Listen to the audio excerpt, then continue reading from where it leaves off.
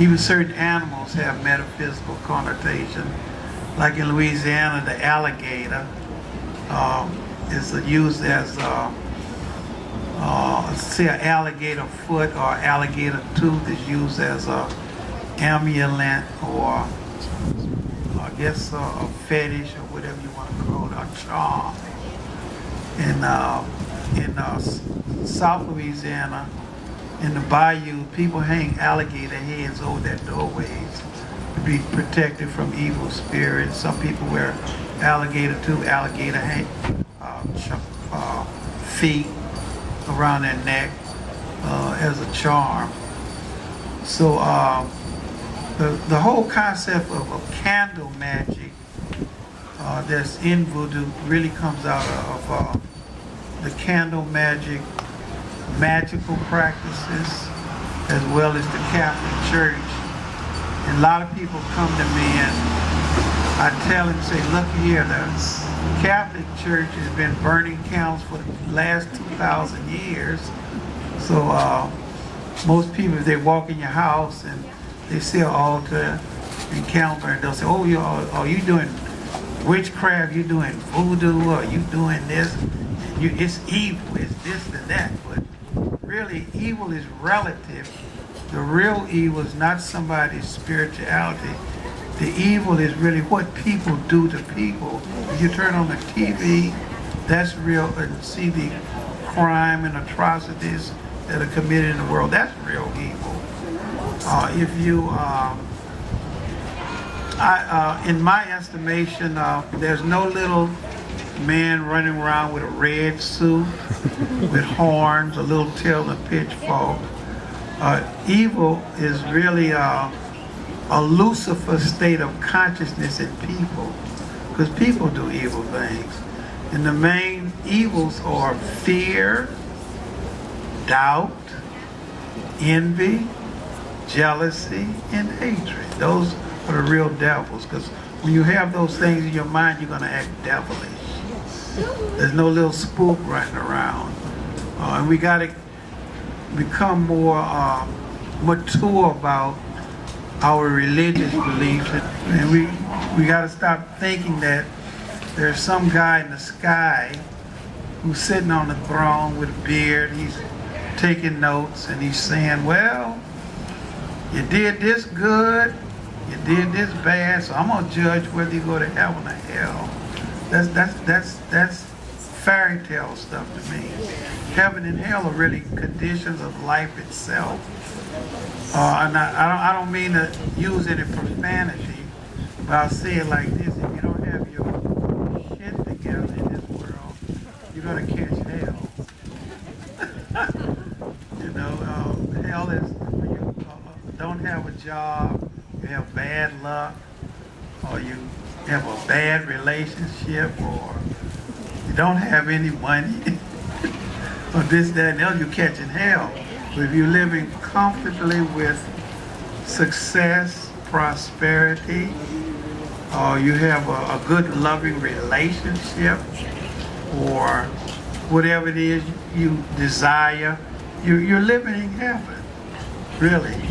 And the most important thing in life is to have an attitude of gratitude, to be thankful for even the small things you have in life, because they're going to bring greater things into your life. So we use magic, the magic of the candles, the herbs, the oils, the prayers, the images, to manifest and give us faith to manifest what we want in our life.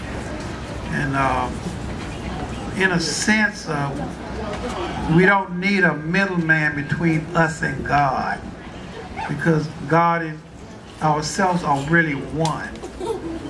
Of course, I joke a lot with a lot of my friends, especially in the black community. We talk about preachers pimping in the pulpit. So, you're telling people, so, you got to give me a whole lot of money, or at least 10% of your income in order for you to go to heaven. And we look at it like this: religions are created by man to control man through fear and guilt. Where spirituality is about finding God within yourself and all around you. So if you have a particular spiritual practice, whether it's Wicca, Voodoo, metaphysics, or whatever your comfort zones are, or whether you meditate, whether you use visualization, affirmations, or whatever your belief system is, that will manifest what you desire. But it depends. Some people, out of personal preference, may choose voodoo. They may choose hoodoo, or whatever they want to choose, as long as it works for them. So the bottom line is that effectiveness is the measure of truth. If it works, use it. I don't care where it comes from, use it. So you're free to borrow and pick, because life is, even in the magical world, is like a smorgasbord. You can learn a lot of things from various cultures out here. And you are in the driver's seat to pick and choose what you want that works for you as an individual. In my world, as a youngster, I got into the martial arts because I wanted to develop a very disciplined mind. I wanted to have self-confidence.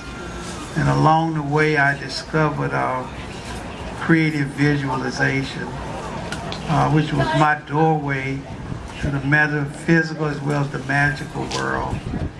And then I was introduced to voodoo. I was also introduced to other metaphysical things like the Rosicrucians or science of mind.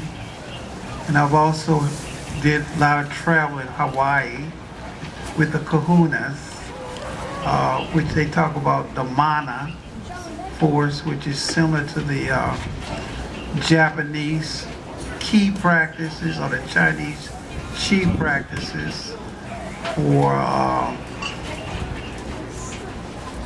psychic energy that we call it in America. We call it psychic energy. But the thing is that I explained to a lot of people there's an invisible world. You may not see it, but if you have clairvoyancy, a clairaudiency, or you're an empath, you can see it with your spiritual eyes, or hear it with your spiritual ears, or feel it with your emotional, spiritual, etheric body, or sometimes your astral body.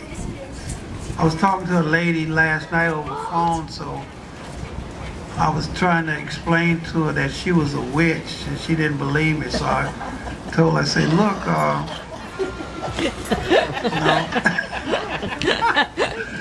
I said, look, I said, have you ever had this experience at night where you're sleeping and you find yourself floating around the ceiling? You're looking down in the bed and your body's laying there, your physical body.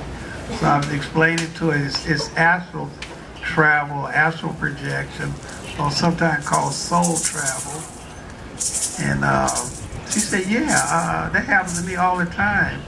I say, and I began to read her. I say, you had a near-death experience many years ago where you found yourself outside your body. You was flying in the air. You were going through this tunnel of light, and you got to this area where it was very beautiful. You didn't want to come back, and this voice say,